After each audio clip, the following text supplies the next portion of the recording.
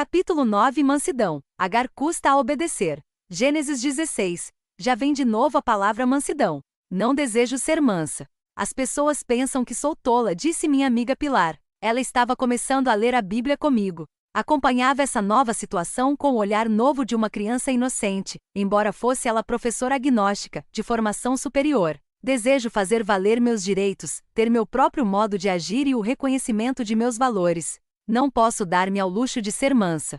Isso poria a perder tudo o que tenho realizado como mulher, e ainda por cima seria pisoteada pelas pessoas. Não, Pilar, Jesus nos deu o exemplo. Diz ele: vinde a mim todos os que estáis cansados e sobrecarregados, e eu vos aliviarei. Tomai sobre vós o meu jugo, e aprendei de mim, porque sou manso e humilde de coração, e encontrareis descanso para as vossas almas. Jesus é nosso exemplo. Ele diz que suportará o outro lado do jugo. Pilar, você tem visto os carros puxados pelos bois nas ruas arenosas? Como é que os homens fazem os animais usar o jugo? Sobre os dois bois. Poder-se-ia colocar o jugo sobre um boi e uma mula? Não, a mula é muito arrogante e briosa. Eles não são iguais. Que tal sobre um burro e um boi? Não, o asno é teimoso demais e de estatura baixa. Ele não arredaria o pé. Estou começando a entender, mas não é fácil. Manso não quer dizer fraco.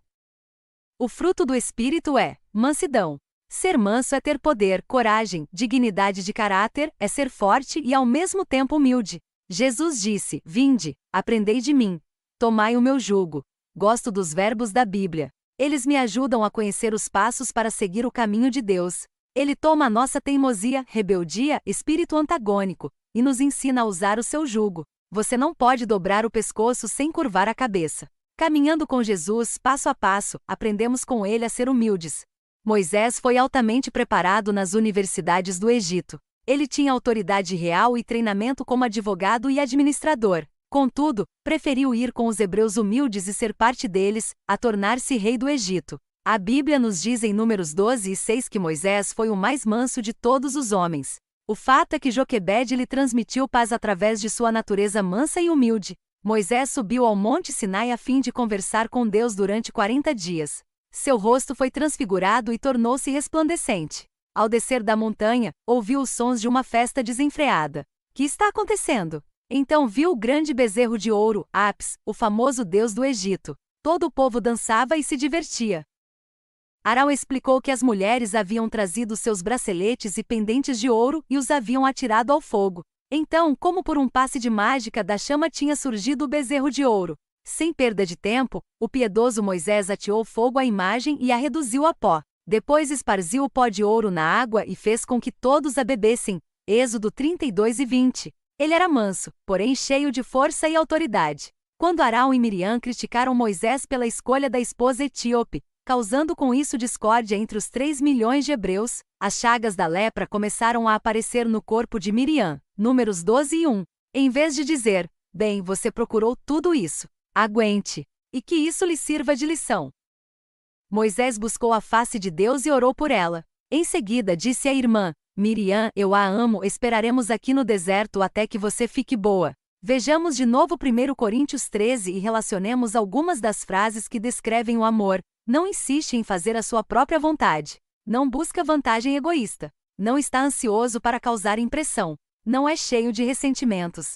Não tem ideias infatuadas de sua própria importância. Não se envaidece. Não se alegra com o infortúnio alheio. Não retruca. Em honra, preferindo-se uns aos outros. Na realidade, isto parece soar como fruto da mansidão, não é mesmo? A mansidão é altruísta, não fura fila de supermercados, não dá cotoveladas nos outros a fim de afastá-los do caminho, prefere o próximo a si mesma e aceita, sem queixa, o que lhe foi deixado. A mansidão é parente próximo do amor. Como posso perdoar? Corrie ten Boom conta que depois de sua libertação do campo de concentração na Alemanha, ela falou em diferentes igrejas a respeito do perdão. Certa noite, numa dessas palestras, ao lançar o olhar pelo auditório, reconheceu o rosto de um dos guardas nazistas que havia participado do espancamento que causou a morte de sua irmã Betsy. Ela pensou: como posso perdoar este homem? No encerramento da reunião, o ex-guarda dirigiu-se a ela: minha senhora, eu gostaria de pedir-lhe perdão por tudo o que fizemos de errado. A senhora é agora minha irmã em Jesus. Ele estendeu a mão, mas ela enfiou a sua na bolsa, fingindo procurar algo. Não se sentia capaz de apertar-lhe a mão. Então ouviu uma voz: perdoa-nos, assim como perdoamos aos outros. Perdoa-nos, assim como perdoamos aos outros. Se não perdoarmos, então o nosso Pai no céu também não nos perdoará. Corri e retirou a mão da bolsa e apertou a que lhe estava estendida. Então a alegria do perdão os uniu pelo espírito naquele momento. O guarda nazista e a cristã holandesa foram unidos pelo perdão. É sofrendo que aprendemos a ser mansos. Tesoura de podar. Para que o fruto da mansidão cresça, temos de usar a tesoura podadeira que trouxemos à classe no primeiro dia, conforme sugerimos no primeiro capítulo. Necessitaremos de podar algumas de nossas maneiras e atitudes que talvez tenhamos permitido crescer em nosso horto. Isto vai doer. É uma cirurgia. Há exemplos de mansidão. 1. Moisés era manso, Números 12 e 3. 2. Jesus era manso, Mateus 11.28 a 30. B. Retrato da mansidão. 1. Tito 2.3 a 10. Força em todo o nosso caráter. C. A mansidão se manifesta na palavra. 1.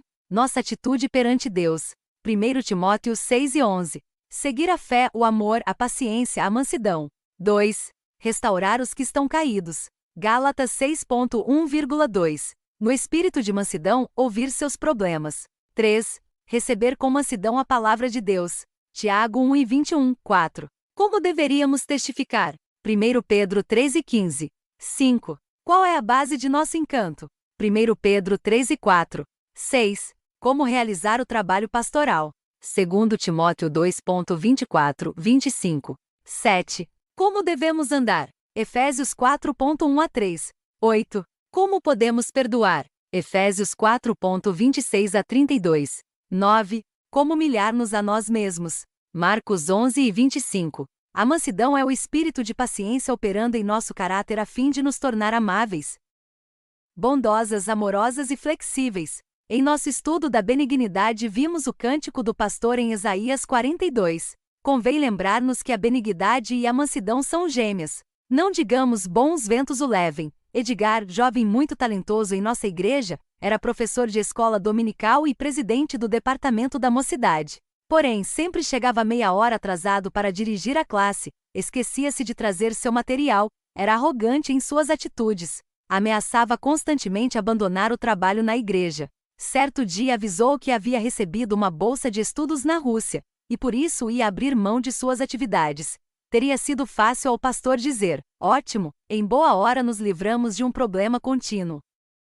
Mas nesse momento Deus inspirou uma porção especial de mansidão ao meu marido alemão.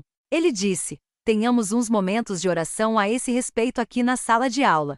Essa tranquila demonstração de mansidão tocou fundo o coração de Edgar, e ele chorou como criança. Naquele momento aquele rapaz permitiu que a mansidão começasse a crescer na sua vida. Ele desistiu de abandonar a igreja e tornou-se obreiro valoroso. Andar de forma digna. Efésios 4.1 a 3 diz que devemos andar em humildade, mansidão e longanimidade, e sermos dignos da nossa vocação. O que é essa vocação? Um chamado para sermos reis, sacerdotes, rainhas, ministros da realeza, uma nação santa diante de Deus. Portanto, abandonemos qualquer atitude de ressentimentos. Não teremos de retrucar. Meu pai costumava dizer: se vivermos retamente, nossa vida denunciará qualquer pessoa que fale falsamente contra nós. Culpa sua. O conselho de Efésios 4 e 26 é muito importante para o nosso crescimento em mansidão. Devemos aprender a pedir que nos perdoem. Muitas pessoas permitem que a tensão entre em seus lares e destrua o casamento. Em 1975 houve nos Estados Unidos mais de 1 milhão de divórcios, e uma das vítimas foi irlandês. Muitos devem ter tido a oportunidade de ler no jornal as suas palavras sábias de conselho matrimonial. Porém, em 1975, o seu próprio casamento de 36 anos foi desfeito. Saber aconselhar não é suficiente. Uma das decisões que Moni e eu tomamos antes de nos casarmos foi que nunca usaríamos a expressão culpa sua em nosso lar. Temos visto muitos bons casamentos desintegrarem-se por falta de mansidão. A Bíblia fala de submissão ao marido por parte da esposa, mas também diz que ele deve amar, tratar com carinho e proteger a esposa. Há muitas situações que exigem mansidão na vida matrimonial. Você já ouviu algumas das seguintes afirmações? Você nunca está por perto quando os nossos filhos necessitam de você. Você gosta de me dominar. Irrita-me a sua interferência. Detesto vir para casa. Não tenho um momento de paz. Não acho que você seja justo, eu tenho de fazer tudo. Por que você não para de me censurar? Você me cansa. Você nunca faz isto. Você nunca, nunca. Você nunca guarda as suas roupas. Você nunca deixa o tubo de pasta dentifrícia tampado. Você nunca apaga as luzes. Você nunca esvazia seus bolsos. Você nunca, nunca, nunca. Em honra preferindo-nos uns aos outros. Ouvi de certo marido que depois de acirrada discussão com a esposa, colocou uma tábua no centro da cama de casal para separá-los. Todas as noites eles dormiam como santos, guardando, porém, amargura no coração. Certa noite no culto, eles ouviram uma mensagem sobre o perdão. Foram então tocados pelas palavras do pregador e se sentiram impelidos a reconciliar-se e recomeçar vida nova. Porém, quando foram deitar-se naquela noite, a esposa chegou um pouco mais perto do marido, pensando desta forma reabrir o contato entre os dois. Mas ele disse: "Você empurrou a tábua." "Não, não empurrei", respondeu a esposa. "Empurrou sim. Ela caiu sobre mim, e você o fez de propósito." E toda aquela ferida abriu-se de novo. E demorou muito tempo para sarar, pois a mansidão não fazia parte daquele relacionamento. Esse episódio parece ridículo e ao mesmo tempo engraçado, mas na realidade trata-se de um caso verídico. A lição que tiramos dele é: não deixe que o sol se ponha sobre a sua ira. Esta é uma boa prática. Ser submissa, ceder, dobrar e pescoço, pedir perdão. Você vai ver como isso curará situações difíceis. Para haver uma briga são necessárias no mínimo 2 pessoas dispostas a brigar. Fazer beicinho. Meu pai era pessoa terna, afável. Tínhamos um lar feliz, cheio de paz. Mas ele contava como meus avós costumavam brigar.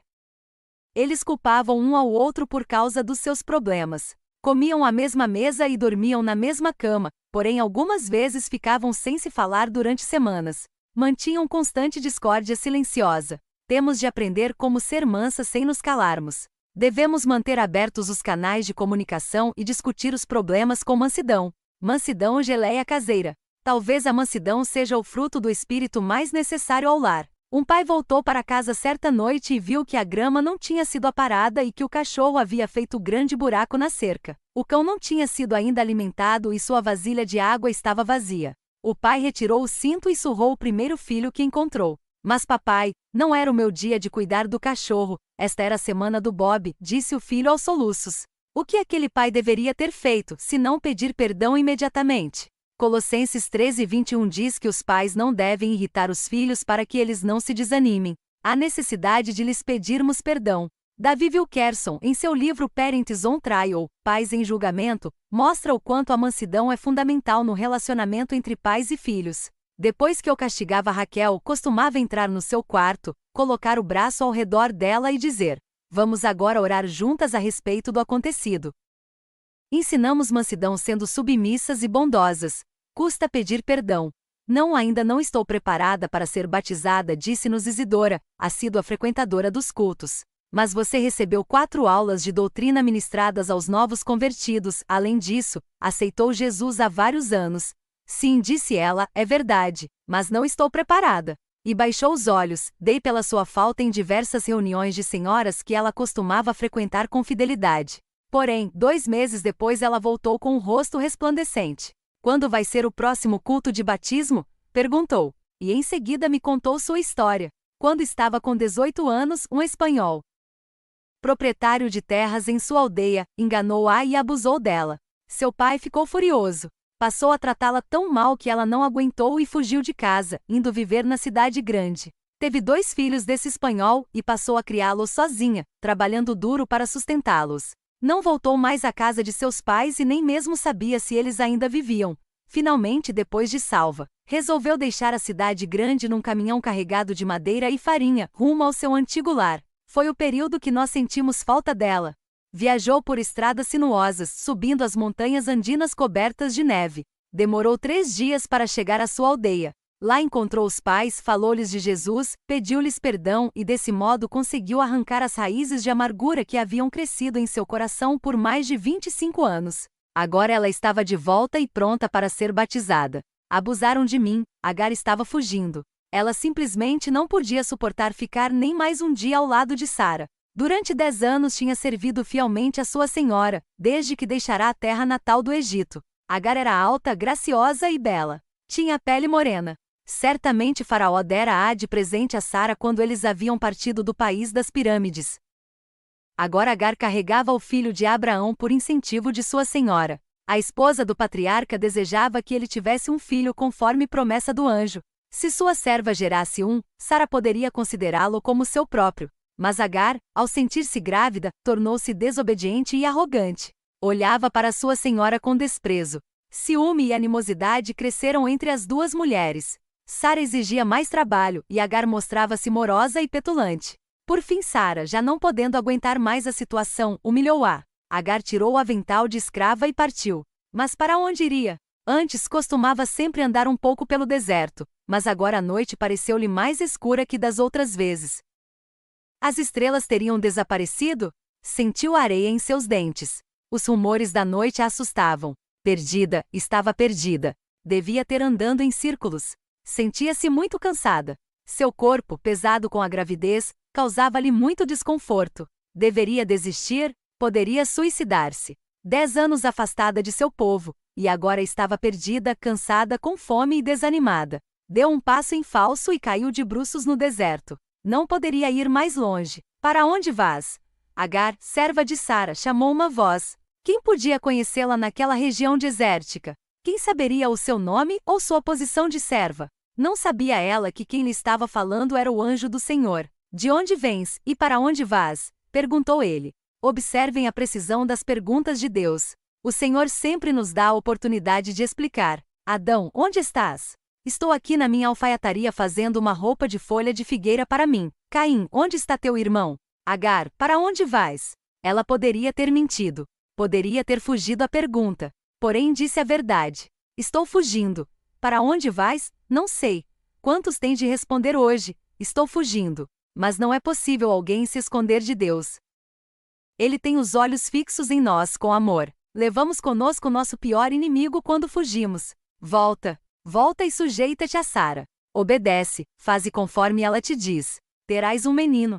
Seu nome será Ismael, que significa Deus ouve. O eterno e onipotente Deus de todo o universo sabia tudo a respeito de Agar. Chamou-a pelo nome. Conhecia a sua necessidade. Sabia da sua rebelião. Ele a encontrou quando ela estava perdida. Falou-lhe e lhe fez promessa. Agora volta, Agar, e pede perdão, submete-te. Agar considerou a questão. Aquelas palavras eram muito importantes.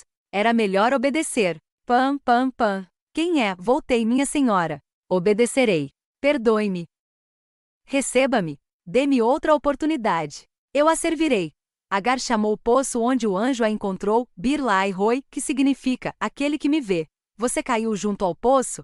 Sente-se desanimada? É difícil humilhar-se e submeter-se? Há coisas demais para endireitar? Deus está vendo você. Ele sabe o seu nome. Conhece a sua necessidade, a sua rebelião, a situação toda. Não tenha medo de humilhar-se em mansidão. Ele virá a você, lhe falará e lhe trará cura e restauração. Deve ter custado muito a Agar submeter-se ao espírito de mansidão.